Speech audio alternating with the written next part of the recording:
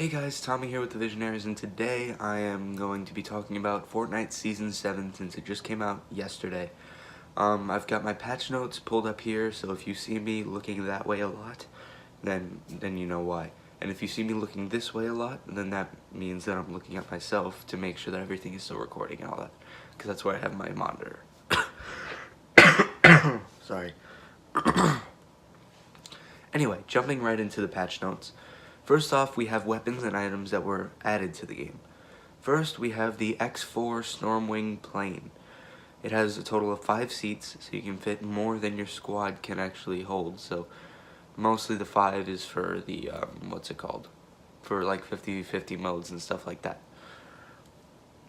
Anyway, it seats 4 passengers on the wings and a pilot. Also, it has a mounted machine gun, and it can overheat, so that could be a problem for you. But make sure it doesn't take too long to cool down, so it's not like it'll be a game breaker or anything like that, but it does overheat. Players also go into skydive when they exit the X4 Stormwing. So when you jump out or you're shot out, you can skydive so you don't just die instantly, or you don't have to land. You know what I mean? You can use the roll buttons. There's roll buttons, like on PC, I'm pretty sure it's Z and C. You can use roll buttons, and you can turn, like, you know how planes jackknife, like that. Like, you can turn completely sideways. Then pressing both will fly upside down, or you can also click X on PC, so yeah. And double tapping roll buttons will do a barrel roll. That's pretty cool. Do a barrel roll. Play the music. Do a barrel roll! You can boost and air brake for extra mobility also. So you can hold shift for air brake and you can press space for boost. And it'll go faster, obviously. Balloons. Balloons have been reworked so that they work with 3. So while they are equipped, it is possible to use a weapon and items. Players can attach up to 3 balloons to their back, and 3 is all you need to fly up. Lifting off the ground when the 3rd balloon is attached. Press jump while in the air to release 1 balloon at a time. Like, yeah, when you jump. When you get in the air, if you click jump, then you're gonna fall, because you'll get rid of 1 at a time. It reduced the stack size from 20 to 10. I'm not a big fan of that, but then again, what's it called? The amount that you need to float was actually decreased by half, so half the balloons is fine in my opinion. They updated the scope crosshair on the scoped AR and the thermal AR. Personally, I haven't seen it, but I've seen gameplay of it, and I'm not a big fan. It looks weird. They tried to make it more like a sniper, but it didn't really work, so you know. They also vaulted a lot of items, So, they vaulted Shadowstones, Portaforts, Chillers, Clingers, Double Barrel Shotgun, and the Shockwave Grenade. So, I'm kind of upset to see the Shockwave Grenade go and the Clingers go. Otherwise, the Shadowstones, I guess they were cool. I liked them. It kind of stinks that they're gone, but it's okay. It's not that big of a deal. The Portafort, I never really used it all that much. But, of course, they still have the Portafortress in the game, the legendary version of it. The Chillers, they just always seemed like they didn't make sense. Clingers, yeah, I will miss those. Double Barrel Shotgun, to be honest, it was a little broken. It was 2 shots, it took way too long to reload, and then if you're close enough, it's a 1-shot, which I don't think that was good. Anyway, Shockwave Grenade, it was good for mobility, but other than that, you couldn't get kills with it or anything. Not really great. Anyway, okay, so gameplay. The map was updated, obviously. We have a new biome, the iceberg biome. A new location, well, we have several new locations. One of them, Frosty Flights, Polar Peak, and Happy Hamlet. There are other unnamed locations now, like Greasy Grove. It's frozen under a lake, but it's still there, and you can still get into places like Bass Pro Shop and Doghouse. Icy surfaces can be found in snow areas, so basically those serve as chillers, except when you get off the ice Takes a lot less time for the effect to wear off of the ice on your feet. There's also now zip lines, which hold you up with a magnet, as you guys are seeing in the background right now. They hold you up with a magnet and you can shoot from them. They are good for increased mobility. The minimap was apparently updated, but I haven't found a difference with it. But it could just be that it's the new locations and they're calling it updated. They increased the chance of final circles ending on the outer edges of the map. So they increased the chance of, say, you're at the edge where Frosty Flights is. There's a better chance that the storm will be at Frosty Flights. That's what they mean. And a bug fix, they fixed a bug causing weapon impact effects to play when shooting friendly players even though no damage was being dealt. So that wasn't a big deal, so yeah. I don't think you guys really care about the tournaments because I really don't, but I'm going to read them anyway. In events, the new tournament is out. Explorer Pop-Up Cup. Material cap set to 700, 500, and 300 for wood, stone, and metal. Players receive 100 wood, 50 stone, and 50 metal upon elimination. Resource rate increased by 40%. 50 effective health on one elimination. Safe zone changes, increased chances of supply drops on later circles. Circle 9 now travels twice as far, but it takes twice as long to close. Some tournaments will now feature a limit on the number of matches that can be played during an event session. Okay, that's not that great, but because how will you get all the points that you need if you can't keep playing? Anyway, bug fixes with that. They fixed an issue which prevented players from receiving elimination rewards if a player they downed was eliminated by the down but not out timer ending, or if their team was fully eliminated. Okay, so that means they basically fixed it if you don't finish them but you knock them down, but they do die eventually. Okay, performance. They optimize spawning pickups when a player is eliminated. They optimize their performance of the dynamite fuse. They switch audio performance improvements. Falling sounds no longer hitch. Minor switch rendering optimizations to help general frame rate. Then we move on to audio. They reduce the volume of a bullet and pickaxe impact audio on the starting island. Okay, so because no one really cared. But yeah. They also added a hit notification audio cue when a vehicle you're riding in receives damage. Well, yeah, that would seem pretty useful to me. The UI. Oh, no, my bad. Bug fixes with audio. They fixed an issue that would cause in-air glider audio to continue playing when eliminating a gliding player. They fixed an issue that would cause vehicle audio loops to get stuck on. Fixed a crackling audio heard on mobile and Switch when shooting weapons or emoting. I personally don't know of that glitch, but whatever. Anyway, the UI. The Calamity, Dire, Ragnarok, and Drift challenges have been moved to a new section at the bottom of the challenges tab. So you have the ones for the current season up top, and then you have the ones for the older seasons on the bottom. Bug fixes. They fixed the Battle Pass information from being displayed in the lobby tab for players that have not purchased a Battle Pass. They fixed the header entry in the daily challenges screen to work when clicked.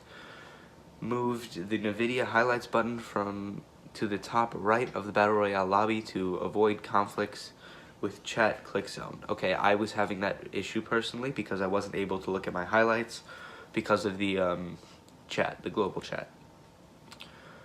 They also fixed an issue where the two-factor authentication screen could sometimes cause input to become unresponsive. Replay. Bug fixes only. They've only changed bug fixes in there. Nameplates will no longer sit above other HUD elements such as the map. Okay. No one really cared about that. So mobile got a big update, at least for iPad Pro 2018. I've noticed this difference because I've been using that extensively. So they enabled 60 FPS on the iPad Pro 2018, which is a big difference from 30. 4x MSAA anti-aliasing turned back on for iOS, okay. Improved performance on all Galaxy Note 9 devices, as well as the North American variant of the Galaxy S9 Plus. Okay, so they made it better. Added support for the Galaxy A9. That must be new.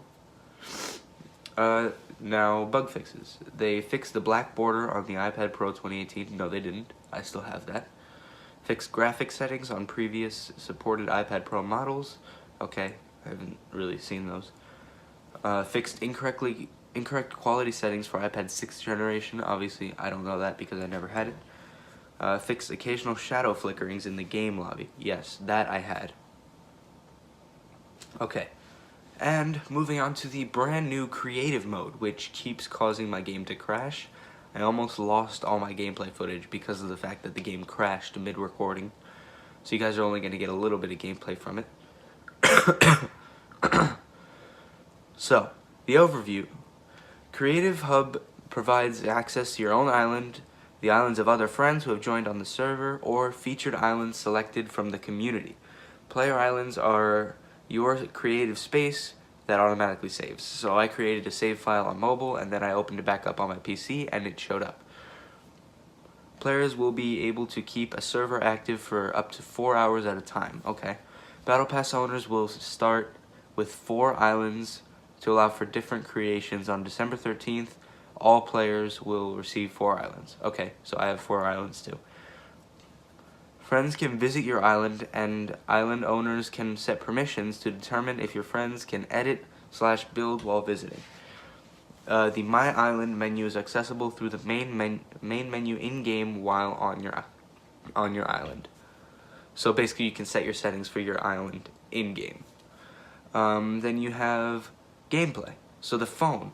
The phone is a big part of it. The phone basically controls everything. It allows you to put stuff down, allows you to move stuff around. This is the in-game tool your character holds that's used to edit, copy, and manipulate props in the world. Experiment with its features to discover all the things it can do.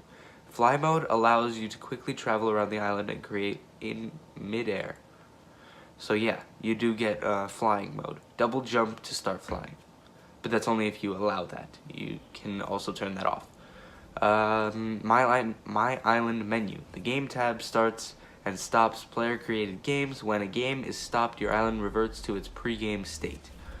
You may experience functionality issues with this feature as we continue to make improvements. The game settings tab sets health, fall damage, spawn locations, etc. and can be changed at any time through the My Island menu.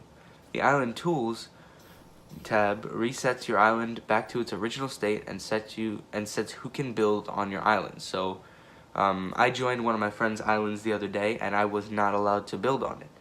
And I was also not allowed to fly. I was not allowed to do anything. I was only allowed to use the stuff that he would put down. So, the biggest part of creative mode is creative inventory. You can access it from the inventory menu. Inventory allows you to spawn prefabs, devices, weapons, or consumables. Use the inventory to create your own chests and llamas for your island filled with items that you select.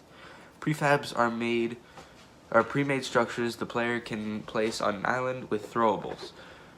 Devices are placeable items that allow you to create games.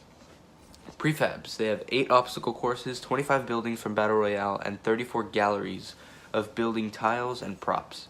So yeah, you can even build stuff like Minecraft or something. So, new devices. Ice block, damage rails, speed boost, timer, scoreboard, player spawn. Now, I know what the player spawn is, I know what the scoreboard is, I know what the timer is, I know what the speed boost is. I don't know what the ice block is, and I don't know what the damage rails are. Pretty sure the damage rails are the ones that you place down and it gives you 5 damage, I'm pretty sure. The ice blocks, I have no idea, I've never tried them. And from Battle Royale, we have the spike traps, chillers, bouncers, launch pads, mounted turret, and cozy campfire.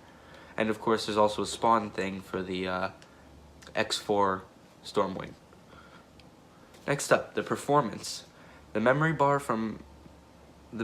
at the bottom of the HUD provides feedback on how much you can build on your island. So basically at the bottom it says how much memory you have left in that specific island.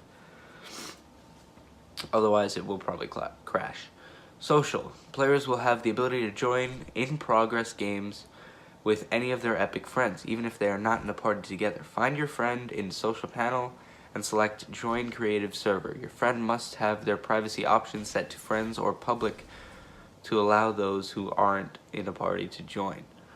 Replay. Replays will record the entire 4-hour play session. However, these will be saved in 30-minute individual files, so replays will now be split up depending on how long your game is. Replays are off by default and can be enabled in settings. Oh, okay, so I have to go turn that on then. Okay, and mobile, last but not least. Creative buttons added, as well as the new creative visibility setting. Buttons with extra functionality are in the HUD layout tool. The creative visibility is off in the tool by default, so buttons will be hidden until they are turned on. So that's it for the patch notes of this update. Season 7 is huge. I will put up a little thing of the battle pass and you'll be able to see the entire battle pass. I'm not buying the entire thing. I'd rather just unlock everything instead of pay like $100 to buy the entire thing. Yeah. So this season is amazing. Personally, I'm rocking the, what is it, Zenith skin, something like that, to get him leveled up, obviously. I'm also rocking the Perfect Present backpack. I'm sorry, I'm looking at my screen right now. And I've had a lot of fun with the planes, as you saw in the beginning of the video. Make sure you go and you play this season. This is probably the best season that they've come out with in a while. So yeah. Anyway guys, thanks so much for watching, and we will see you in the next video. High five.